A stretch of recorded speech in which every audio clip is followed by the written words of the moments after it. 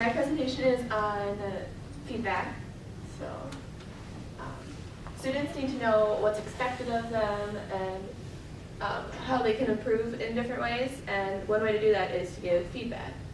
And so there's a few different ways you can do that that are effective. 3 of them are verbal, written, and corrective. So verbal feedback, this is probably the quickest way to give feedback. And usually it's just telling a student that either they did a good job on this part or they need to improve, go in more detail on how they made an answer or something. There's the problem with verbal feedback is that it tends to get repetitive. It's hard, you run out of things that you want to say. You say, good job with that or something, and then the whole class hears it over and over and over again, and then you're not getting any specific ways that they can improve, which you're learning that's kind of, you want to find specific ways that you can improve.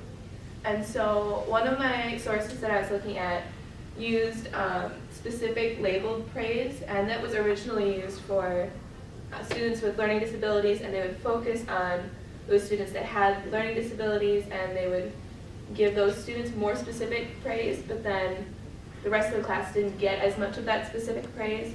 And so when they did this study, they were able to focus on giving the whole class specific praise, and their classes improved.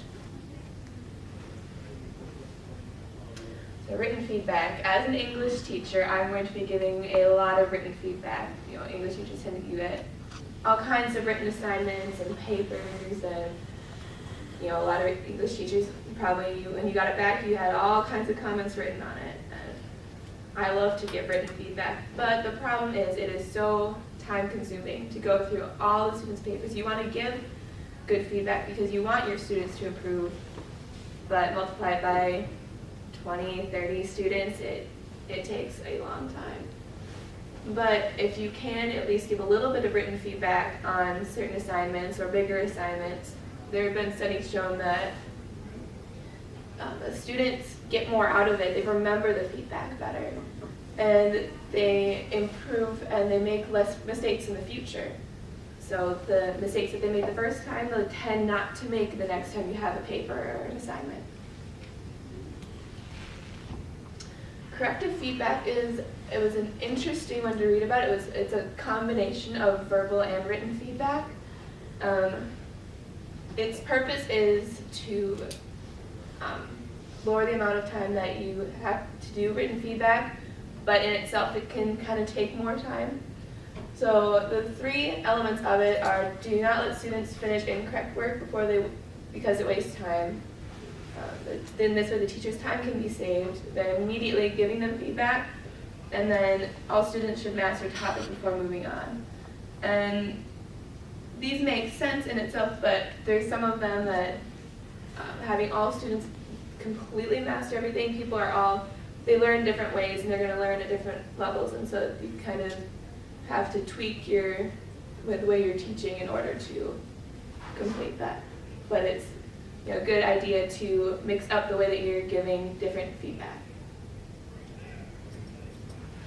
Some benefits of feedback.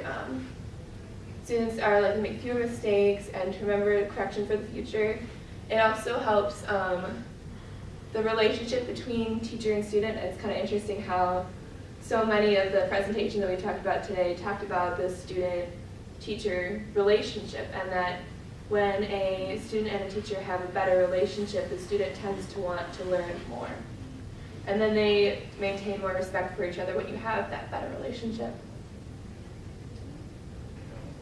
So in conclusion, feedback is an essential part of teaching, and it helps the students learn better. It also helps the teachers learn more and can kind of gauge how students are doing, if they're falling behind, if they don't understand something.